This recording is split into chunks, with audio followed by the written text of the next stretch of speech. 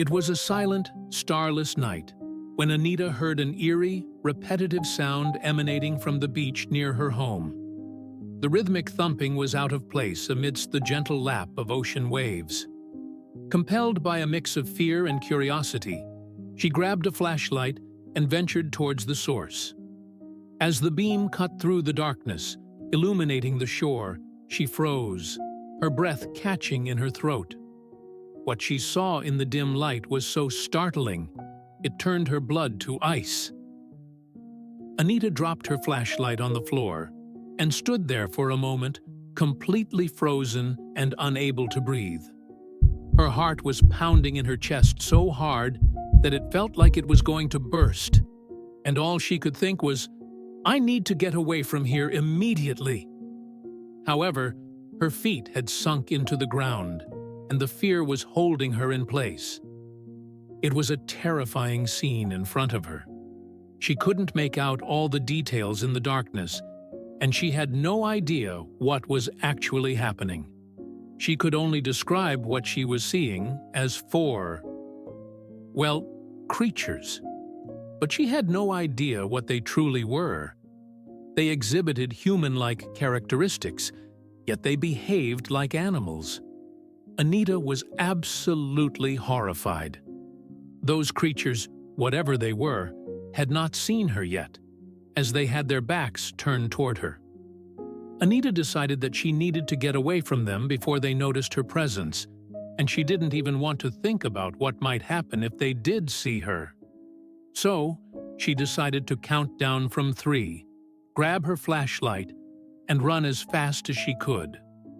The creatures had stopped thumping on the wall, and at this moment, Anita could only hear the soft lapping of the waves as they crashed against the shore, and her own heartbeat, which still hadn't slowed down. Okay, 3, 2. She counted in her mind, taking deep breaths and preparing herself to move quickly. 1.5. She was still terrified to move. Just as Anita was about to count 1, something unexpected happened. The creatures suddenly started yelling and screaming at the top of their lungs, which completely took Anita by surprise. She let out a scared shriek as well. Luckily, the creatures were so loud that they didn't even hear her. She half expected them to come running toward her, and she closed her eyes, holding her hands in front of her. And then, the screaming stopped. Anita slowly opened one eye, afraid of what she might see in front of her. However, she saw and heard nothing. The creatures had disappeared, leaving her alone on the boulevard. She looked around, confused, but after a few moments, she concluded that no one else was near her. This made no sense to her. Where could they possibly have gone? As Anita looked around, she realized that the only explanation for those things disappearing into thin air all of a sudden was that they had jumped into the water. With trembling hands and weak knees, she slowly picked up her flashlight and approached the wall on which they had been crouching not even a minute ago. She held her breath as she peeked over the edge. She was scared that those creepy white things would leap at her from the depths of the sea, but all she saw was darkness. She finally gathered enough courage to stretch out her hand and shine her flashlight into the water below. But still, she saw nothing. She took a deep breath of relief, but she still wasn't able to relax completely. She had so many questions. As she made her way back home, she kept looking over her shoulder. She simply couldn't shake the feeling that someone, or something, was watching her, and she was a little bit paranoid. She wondered what those mysterious creatures had been, and what they were doing there. Where had they come from? And, just as importantly, where had they gone? When Anita came home, she immediately went back to bed and fell into a deep sleep. In the morning, she had nearly forgotten about the whole experience and thought that it had all been a strange dream. However, when she turned on the news, she turned pale. She immediately knew that something terrible had happened, and she had been there to witness it. Anita, still shaken, settled on her couch, her heart racing as the news began. The screen flickered to life, showing the beach she knew too well. Then, those 4 creatures appeared, exactly as she'd seen them. She gasped, her fear validated by the footage. It was real, not a figment of her imagination. The creatures moved with eerie grace, captured in the harsh light of the camera. The broadcast zoomed in on the creatures, their details clearer now. They moved unnaturally, their forms both fascinating and terrifying. The reporter's voice echoed in Anita's living room, confirming the creatures had been seen by others. Anita felt a chill down her spine. This was no isolated incident. The creatures were out there, and now everyone knew. The news cut to interviews with witnesses, their descriptions chillingly familiar. As the news continued, Anita's shock turned to terror. This wasn't a dream. The reporter mentioned other sightings around town, each account adding to a tapestry of fear and intrigue. Anita listened, her hands clenched. The creatures weren't just a beachside horror. They were moving, spreading. The thought made her shiver. She couldn't believe this was happening, yet the evidence was undeniable. She was part of something much bigger. The news shifted to discuss the wider impact. Similar sightings had sparked concern and curiosity across town. People were talking, theories abounding. Were they aliens? Cryptids? The speculation was rampant. Anita watched, her mind racing. This wasn't just about her anymore. It was a community-wide phenomenon. The news urged calm, but the undercurrent of excitement was palpable. Everyone wanted answers, and so did Anita. As the segment concluded, the anchor made a plea for witnesses to come forward. Anita froze.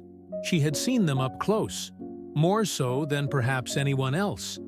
But coming forward meant stepping into the spotlight, facing the unknown. She pondered what to do, the weight of her experience heavy on her shoulders.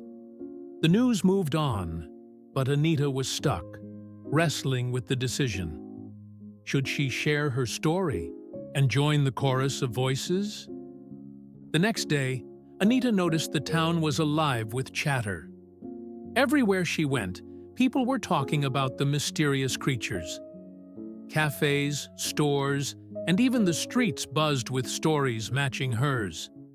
Some described them lurking near the beach, others spotted them by the park. The variety of locations made it confusing. Were these the same beings or different ones? Anita listened, a mix of fear and fascination in her heart. Reports were coming in from all over town. The library, the old mill, even the high school football field, each had its own creature sighting. People couldn't agree if it was one group moving around or multiple creatures scattered across town. Anita heard snippets of conversations, each adding a piece to the puzzle. The whole town was engulfed in a mystery, with more questions than answers. That evening, the newsreader made a special plea. If you've seen these creatures, we need to know. Share your sightings, help us understand, he urged. The focus was on gathering detailed accounts to piece together a clearer picture. Anita watched, the words echoing her own thoughts. The call for clarity amidst chaos struck a chord. It was clear the town needed to come together, pooling experiences for answers. After much thought, Anita picked up the phone. The fear she felt was real, but so was her resolve. She dialed the hotline number flashing on her TV screen, her fingers trembling slightly. As the phone rang, she practiced what she'd say. Describing what she saw felt like reliving the nightmare, but she knew it was necessary. She hoped her account could shed some light on the mystery. The hotline rang, each beep echoing Anita's racing heart. She held her breath, waiting for someone to pick up. In her mind, She rehearsed her encounter with the creatures, ready to spill every detail. The wait felt endless, a mix of anticipation and dread filling her. She needed answers, and perhaps, through this call, she'd find some. Meanwhile, the town's curiosity about the creatures only grew, setting the stage for more developments. As Anita waited for an answer, she paced her living room, the phone pressed against her ear. She couldn't help but glance outside, half expecting to see those creatures lurking. The memories of that night flooded back. How the moonlight had barely illuminated their forms, the way they moved. Each ring of the hotline seemed to echo in the silence of her home, prolonging the tension. Suddenly, the line clicked, and Anita's breath hitched. This was it, her first real step toward facing what she had seen. The moment of connection marked a turning point. She was no longer alone with her story. Bracing herself, she prepared to dive back into that night, to share what had until now been her burden alone. She clutched the phone tighter, ready to speak. A calm, understanding voice greeted her. "How can I help you today?" it asked. Anita hesitated, the kindness in the stranger's tone offering a momentary respite from her anxiety. She took a deep breath and began, her words initially tangled with nerves. As she spoke, the act of sharing her story, of being heard, provided a sliver of relief amidst the ongoing turmoil. Anita's recounting of her encounter began hesitantly, her voice quivering slightly.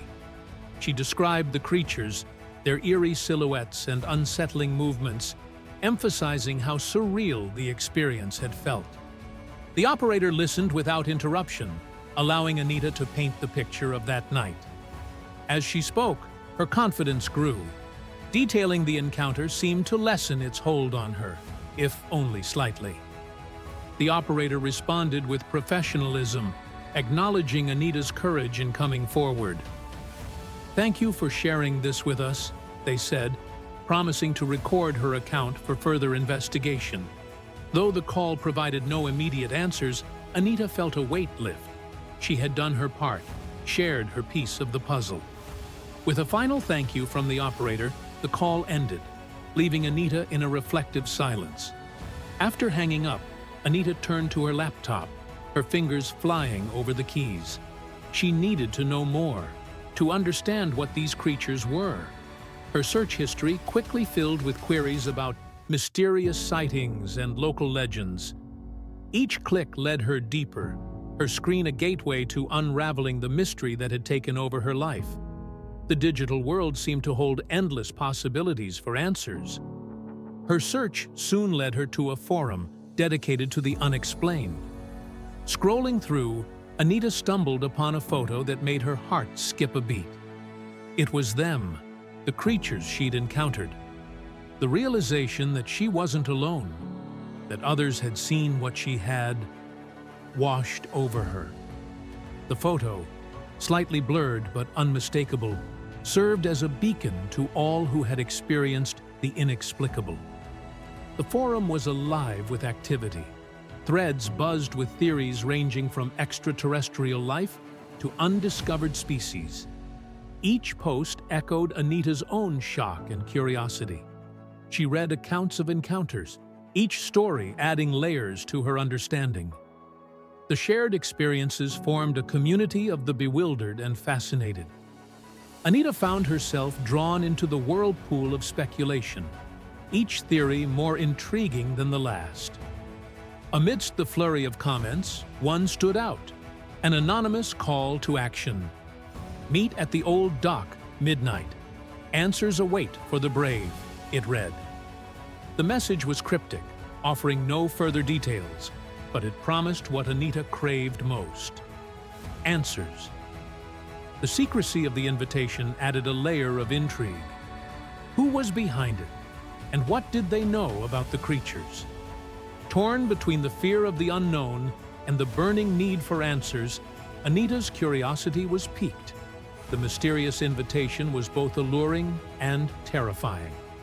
The thought of going to a secret meeting, especially after her harrowing encounter, sent shivers down her spine. Yet, the chance to learn more, to possibly understand what she had seen, was too tempting to resist.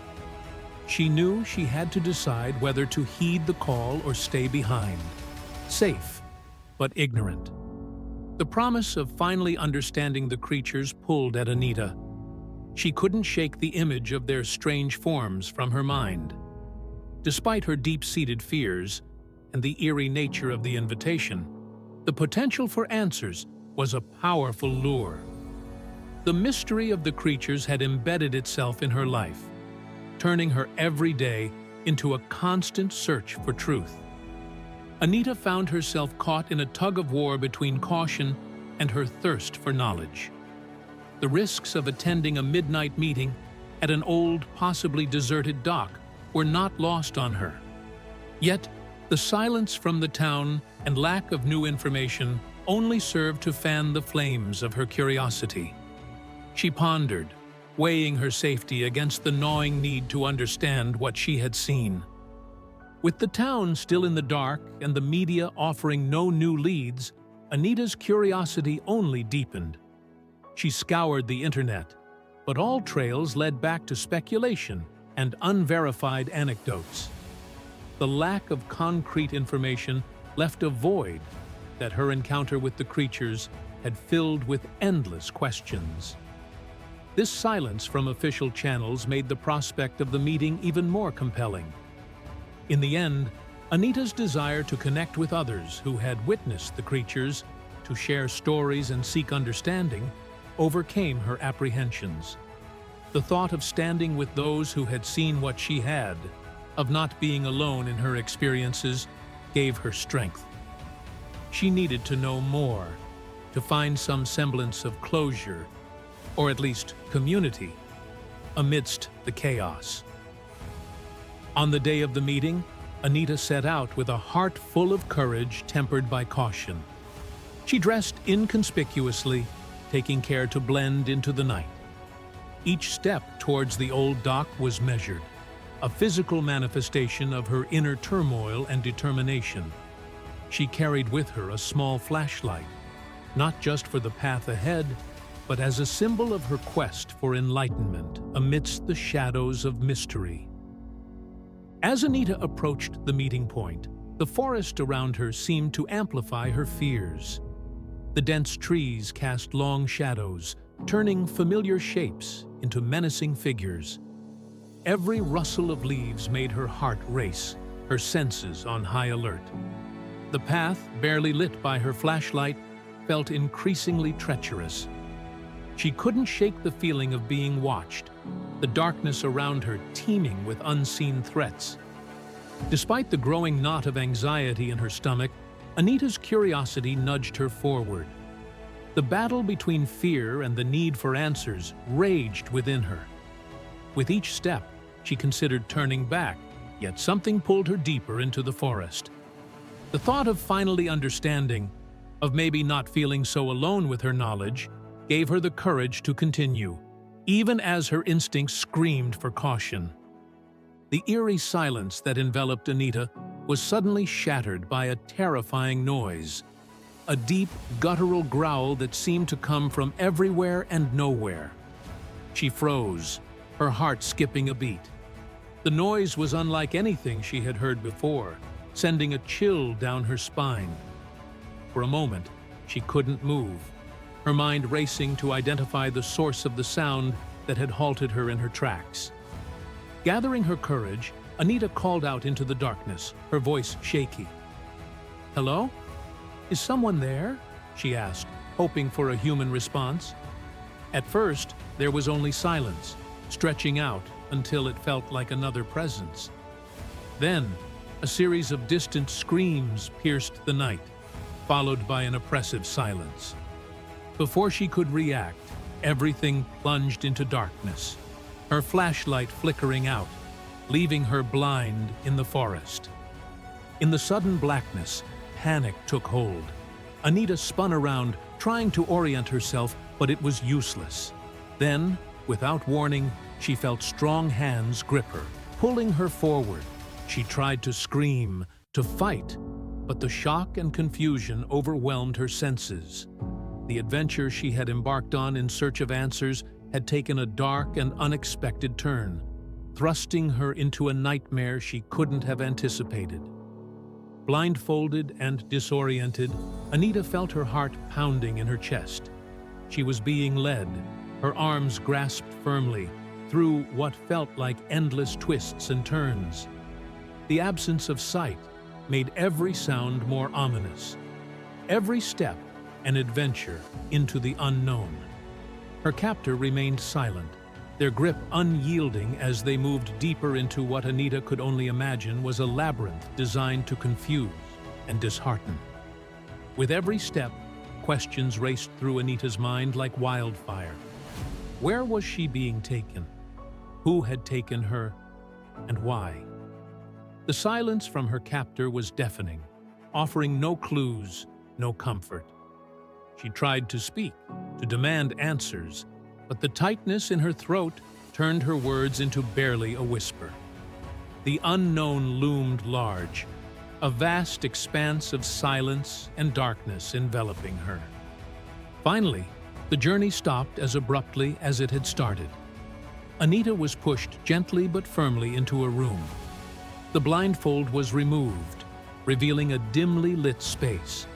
Beside her stood a man, equally confused and alarmed. They introduced themselves. He was Greg, another attendee of the forum meeting. Both realized they had been lured into captivity by following the mysterious coordinates, now fellow captives, in an unforeseen ordeal. In the confines of their unexpected prison, Anita and Greg's conversation turned quickly from cautious introductions to shared determination to escape. Discovering their mutual ordeal and the drive to find answers forged a bond of trust and cooperation between them. They exchanged stories, piecing together the scant information they had, and began to work together, examining their surroundings for any sign of weakness, any hope of escape. Together, Anita and Greg faced their captivity. Their combined efforts focused on understanding their situation and finding a way out. They checked every corner of the room, discussed possible escape plans, and kept each other's spirits up. The situation was dire, but their newfound partnership gave them hope. They were no longer alone in their quest for freedom and answers, and this shared purpose strengthened their resolve to overcome the challenges ahead. Anita and Greg surveyed the shed thoroughly, but found no windows or doors aside from the one they had been pushed through. The walls were solid, and no amount of force seemed to make a difference. Their initial spark of hope dimmed as the reality of their situation sank in. Each corner was inspected, and each failed attempt compounded their anxiety, making the air in the shed feel heavier. They quickly realized their cell phones were useless here, with no service to call for help or even send a message. This realization isolated them further, cutting off any hope of contacting the outside world. The silence of their devices was a stark reminder of their dire situation. Surrounded by walls that seemed to close in more with each passing minute, the lack of communication options was suffocating. Their hearts jumped when the captor suddenly appeared at the door. His unexpected presence startled both Anita and Greg, breaking the monotony of despair with a jolt of fear. He spoke curtly, demanding they follow him. Questions bubbled up, but the situation left no room for resistance. His demeanor suggested that compliance was the only option, adding a new layer of uncertainty to their predicament. With a mix of fear and curiosity, Anita and Greg had no choice but to follow their captor. The hallway beyond the shed was dimly lit, leading them deeper into the unknown. Each step was reluctant, taken with the hope that this might somehow lead to answers or even a way out. Despite the fear, their curiosity about their captor's intentions and the reasons behind their abduction piqued their interest. The captor led them into a dark room where silent figures loomed, their faces barely visible. A bright screen illuminated the space, casting eerie shadows. The room was filled with a palpable tension as the silent observers turned their attention to Anita and Greg. The significance of the gathering was unclear, but its solemnity suggested that something momentous or terrifying was about to unfold before them. Anita felt a strong instinct to flee the room filled with silent observers, but her deep-seated desire for answers anchored her feet to the spot. She exchanged a quick, uncertain glance with Greg, who seemed to share her turmoil. Together, they stood still, their attention flipping between the door they wished they could sprint through and the captor who moved to start the video on the screen. The captor hit play, and the room's focus shifted entirely to the bright screen. Anita and Greg watched, anticipation building as the video promised to unveil the mysteries that had tormented their town and them. The title flashed across the screen, hinting at a horror movie project that involved creatures hauntingly similar to what Anita had seen on the beach that night. The video screening revealed a shocking twist. The creatures that had terrorized Anita, Greg, and the town were part of an elaborate horror movie project. Scenes of behind-the-scenes preparations, costume fittings, and actors transforming into eerie beings flashed before their eyes. The project aimed to blend fiction with reality, turning unsuspecting townsfolk into part of a cinematic experiment without their knowledge. Anita and Greg learned that they, along with the rest of the town, had become unwitting participants in this cinematic experiment. The horror movie project sought to capture genuine reactions of fear and confusion, blurring the lines between the film and real life. The realization that their experiences, their fear, had been orchestrated for the sake of art left them grappling with a complex mix of emotions. The revelation that their fears were fodder for a film project left Anita and Greg utterly bewildered. They looked around at the silent observers, now understanding they were part of the film crew, witnessing the final act of their experiment. The line between their lived horror and its cinematic purpose blurred, leaving them to question the reality of their experiences and the ethical boundaries of art and entertainment. After the revelation, Anita and Greg felt a flood of relief knowing there was no real danger, but frustration simmered beneath. The elaborate setup for a horror movie project had played on their deepest fears. While they were relieved to not be in actual peril, the frustration over being used as unwitting actors in someone else's cinematic vision gnawed at them. With the creature's mystery solved, relief gave way to a deeper contemplation of ethical boundaries in art. Anita and Greg, along with the town, began to question the morality of using real people's fear for entertainment.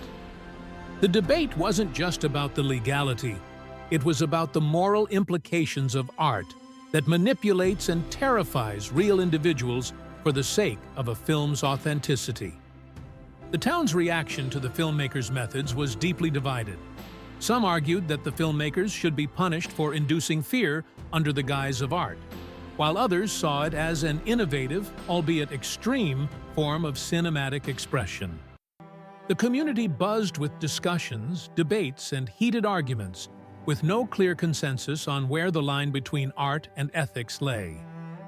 Anita and Greg found themselves at the center of the debate. Their first-hand experience with the fear induced by the project made their perspectives invaluable.